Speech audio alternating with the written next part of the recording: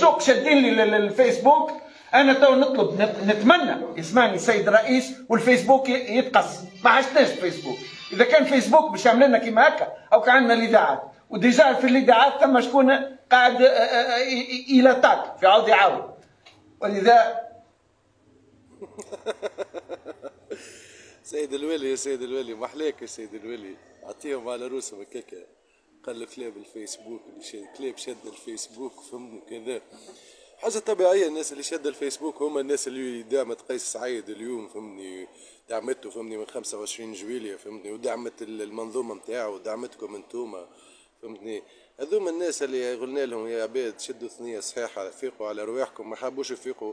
الناس هذوما هما اللي صفقوا لك انت باش تولي والي، هما اللي دعموك انت فهمتني. انت اليوم فهمتني حرقت صفاقس، اليوم فهمتني سممت صفاقس، اليوم سممت فهمتني بارتي مزيانه من تونس المزيانه فهمتني. وما كمش تحبوا انتم المسؤولين، ما تحبوش تعترفوا بالفشل نتاعكم، ما تحبوش تعترفوا اللي انتم ما كمش كفء، لا انتم لا رئيس الجمهوريه نتاعكم، لا السيستم الكل اللي حاطتكم فهمني باش تبنيوا تونس حديثه، تونس جديده، تونس جميله، تونس نظيفه، تونس متقدمه، تونس متطوره، تونس فهمني تطير تيران، تونس بشبابها فهمني اللي رمى روحه في البحر هارب منكم، هارب الشباب، هارب من المسؤولين. الشباب التونسي مش هارب من المسؤوليه، هارب من المسؤولين. هذه فهمتني نحب نحكيها لكم. انا قاعد نتفرج،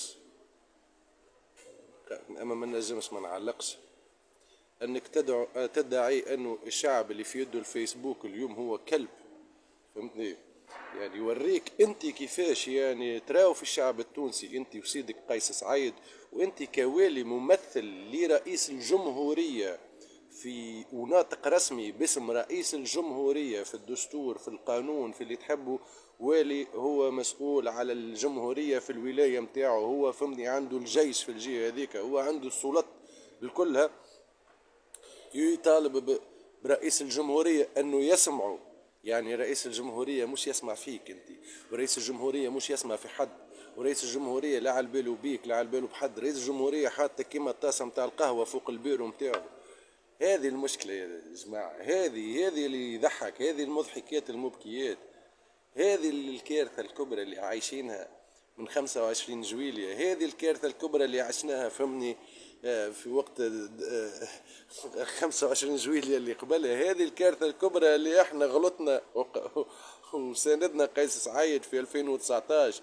هذه احنا نستاهلوا، احنا كشعب نستاهلوا اكثر من هكا، على خاطر احنا ما نتعظوش بالماضي. باش تجي انت مسؤول تقول الشعب اللي شادين الفيسبوك كلاب، وقص علينا الفيسبوك وقص علينا كذا وقص علينا كذا. مش عندي ما نقول لك. انت قلت للناس اللي انتخبت قيس سعيد، الناس اللي ساندت قيس سعيد، الناس اللي دعمت قيس سعيد، الناس اللي شويه لدخلتها في حرب اهليه مع اهلها وناسها وكذا، سميتوهم اليوم كلاب. شنو تحب نزيدكم اكثر؟ اطلب انت، هز الجيش وامشي يعطيهم، هز الجيش وامشي فركهم، دخلهم الكل الحبس. انت السيد الوالي، انت راك مسؤول والممثل الاول على الجمهورية التونسية في تونس. راهو شيء خطير يا سيد الوالي اللي تعمل فيه واللي تحكي فيه واللي تقول فيه. وينو شعب، وين صفاقسية، وينو شعب صفاقس، وين تونس، وينهم التوانسة، وينهم؟ كل مرة باش ياكل واحد على راسه والاخرين تتفرج فيه ويقول يكتب لك ستاتيو لك الله يا تونس، لك الله يا صفاقس.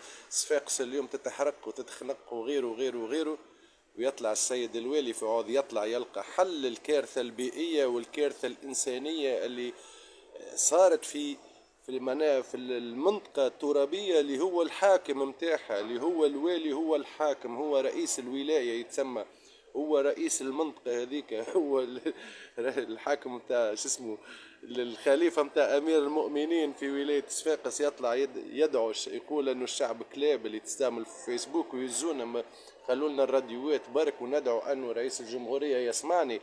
يعني أنت رئيس الجمهورية يلزم يسمعك في كل وقت، تهز تليفون يلزم يجاوبك. وريكم يا توانسة باختصار وما نطولش عليكم اللي السيد رئيس الجمهورية ما يسمع في حتى حد، وحتى الناس اللي حطتهم ما يسمعش فيهم. ولذا لك الله يا تونس، وربي يحفظكم يا شعب تونس ويحميكم، وحتى اللي تكرهوني تتخالفوا معايا راني نحبكم وراني نعشقكم وراني نموت عليكم، وربي باقي الستر وكهو. والسلام عليكم. وكان ترى كلامي في بلاصتو ما تبخلش ببارتاج.